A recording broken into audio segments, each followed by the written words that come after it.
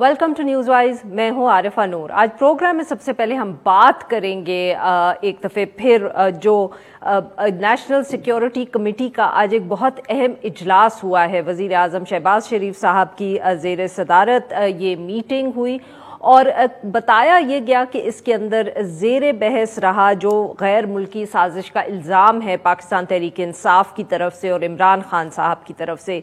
तकरीबन 2 बजे ये इजलास जो था शुरू हुआ। कुछ ही देर पहले ये बताया गया है कि वो ख़त्म हो गया है। एलामिया जो है उसका अब एक्सपेक्टेड है। इसके अंदर वज़ीर आज़म शहबाज शरीफ साहब, मुसल्लह अफ़वाज के जो तीनों सरबराह हैं और वफाकी वज़रा जो थे उन्होंने इसमें शिरकत की। अब ये मीटिंग जो है इसलिए कॉल की गई क्योंकि बार बार पाकिस्तान तहरीक इंसाफ की तरफ से ये इल्ज़ाम लगाया जा रहा है, वो जलसों में भी हर जगह इसका जिक्र करते हैं कि एक गैर मुल्की साजिश हुई और उस साजिश के तहत पाकिस्तान तहरीक इंसाफ की हुकूमत को घर भेजा गया है। मीडिया ज़राए का ये भी दावा था कि आज जो ये इजलास हुआ तो इसके अंदर जो साबिक सफ़ीर हैं पाकिस्तान के अमेरिका में डॉक्टर असद मजीद और वो भी इसके अंदर मौजूद होंगे। वहाँ से वो पॉइंट ऑफ व्यू अपना देंगे क्योंकि ऑब्वियसली ये जो साइफर था, ख़त था, वो उन्होंने लिखा था।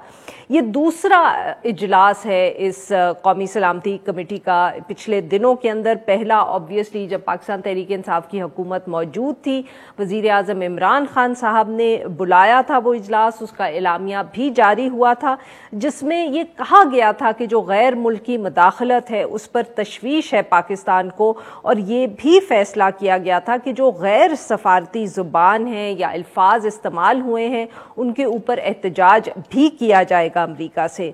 इस सारे मौजू पे गुफ्तगू करने के लिए आज हमारे साथ मौजूद हैं डॉक्टर मलिया लोहबा, साबिक मुस्तकिल मंदूब हैं बराए अक़वाम मुत्तहिदा में, और जाहिद हुसैन साहब सीनियर तज्ज़ियाकार हैं, मुसन्निफ़ हैं, गहरी नज़र रखते हैं इन इशूज़ पे। Welcome to the show both of you.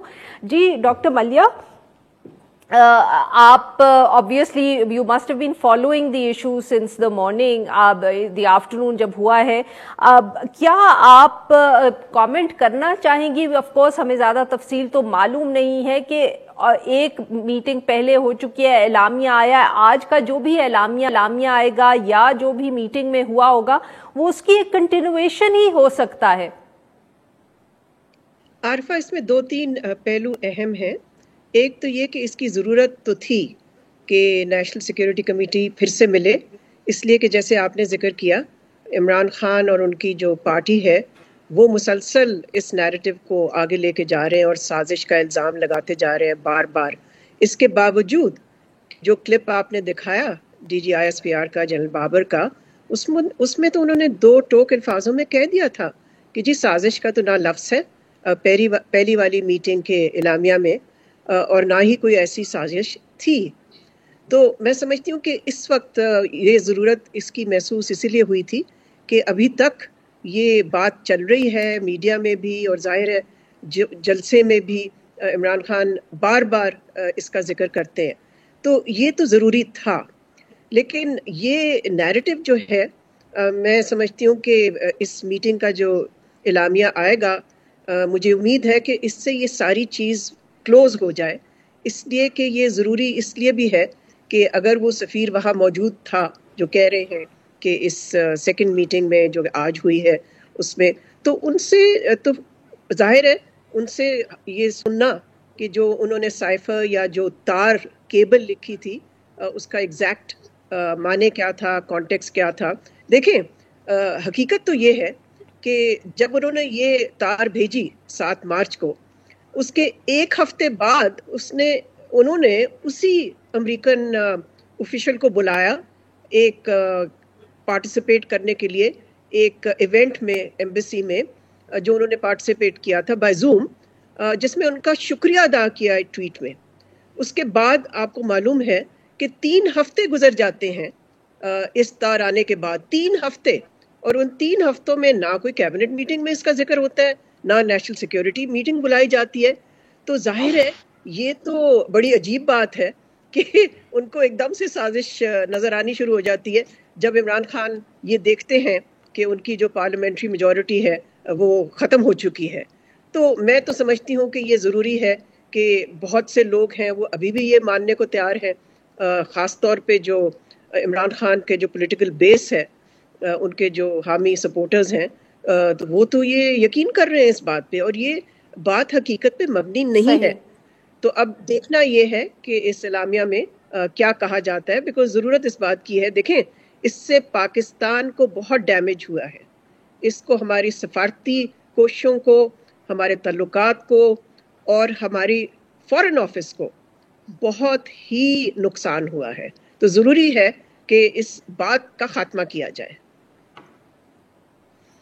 زاہد صاحب، ڈاکٹر ملیحہ لودھی جیسے فرما رہی ہیں کہ بات کو کلوز کرنا ضروری ہے، مگر سر اگر ہم اس کو وہی جلسوں کی گفتگو دیکھیں، یا جو عمران خان صاحب کا گزشتہ روز کا مطالبہ تھا کہ اس پہ سپریم کورٹ کی طرف سے کوئی انویسٹیگیشن یا انکوائری ہونی چاہیے، تو سر آپ کو لگتا ہے کہ سیاسی طور پہ یہ اتنا آسان ہوگا ایشو کو کلوز کرنا؟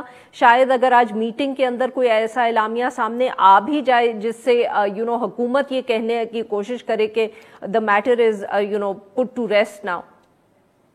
دیکھیں، یہ جہاں تک اس چیز کا تعلق ہے کیا کلوز ہو سکتا ہے، تو ایک تو بات یہ ہے کہ ہمارے اپنے ملک مفاد میں یہ ہے کہ اس چیز کا جو ہے وہ کلیریفیکیشن ہونی چاہیے کہ کیا کوئی واقعی غیر ملکی مداخلت ہوئی ہے یہاں سیاسی تبدیلیوں کے حوالے سے. یہ بہت ضروری ہے.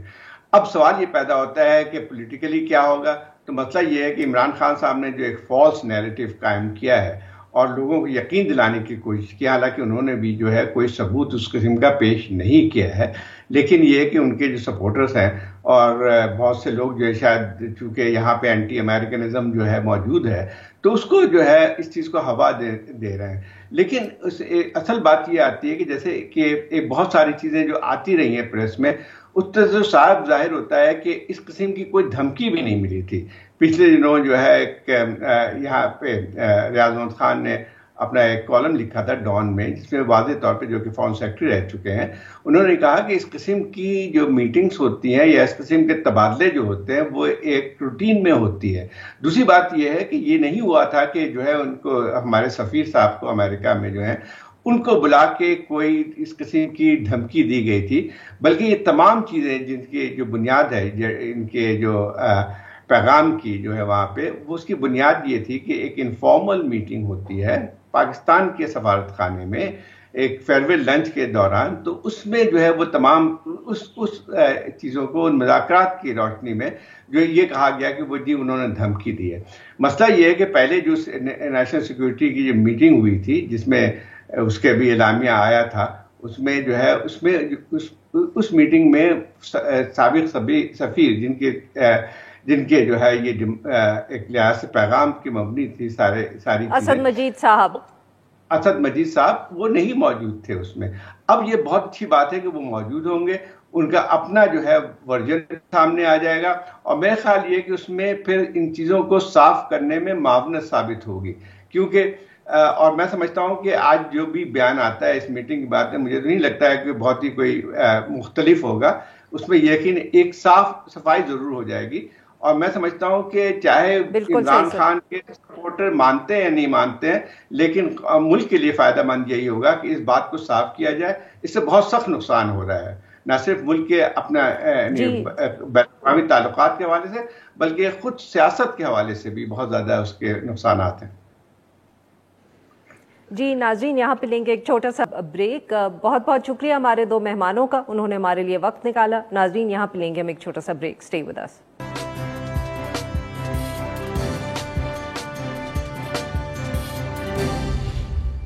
ویلکم بیک ناظرین. پروگرام کے اس حصے میں ہم ذکر کریں گے جو عمران خان صاحب کا جلسہ تھا گزشتہ روز لاہور میں. پشاور اور کراچی کے بعد یہ ان کا تیسرا اہم جلسہ تھا، اور لگ رہا ہے کہ اب عید سے پہلے اور کوئی شاید پولیٹیکل ایکٹیویٹی نہ ہو پاکستان تحریک انصاف کی طرف سے.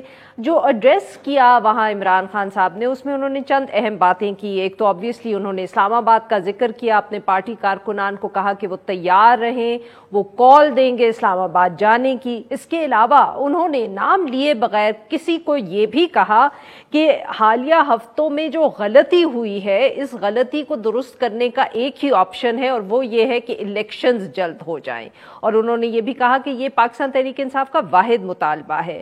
ساتھ میں عمران خان صاحب نے چیف الیکشن کمشنر کو بھی تنقید کا نشانہ بنایا، فارن فنڈنگ کیس کے حوالے سے بات کی اور کہا کہ ان کو خدشہ ہے کہ اس کیس کو استعمال کر کے پاکستان تحریک انصاف کو سیاست سے باہر رکھا جائے گا۔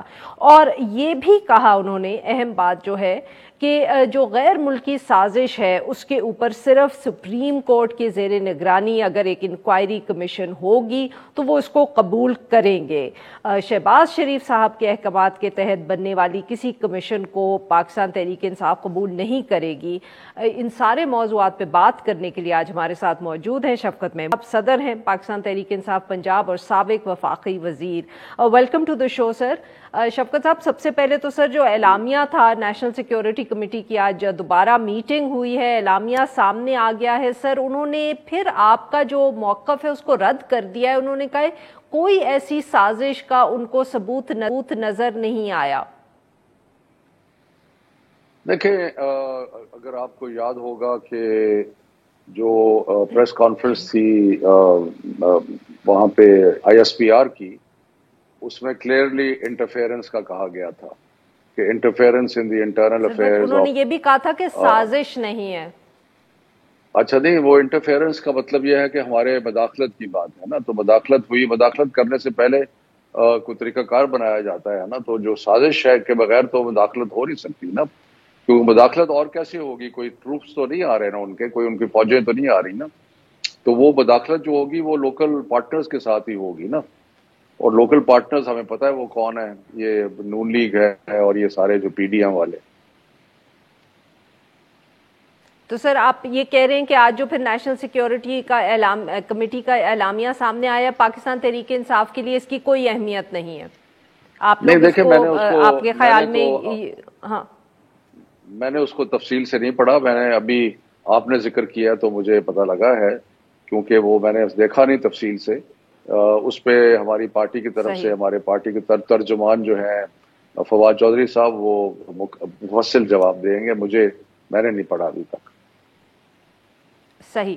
اچھا شفقت صاحب، پھر اگر گزشتہ رات کے جلسے کا ذکر کر لیں لاہور میں، عمران خان صاحب نے اپنی تقریر میں سر کہا، کسی کو انہوں نے مخاطب کیا، نام نہیں لیا، obviously انہوں نے کہا غلطی ہوئی ہے، اس غلطی کو صحیح کیا جا سکتا ہے الیکشنز ہولڈ کر کے۔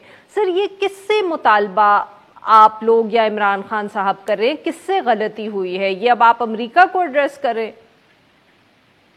دیکھیں، بات یہ ہے کہ ایک تو پہلی تو بات یہ ہے کہ یہ جلسہ جو تھا یہ ایک فقید المثال جلسہ تھا، اس کی کوئی نظیر پاکستان کی تاریخ میں نہیں ملتی۔ تو اس کا مطلب کیا ہوا؟ اس کا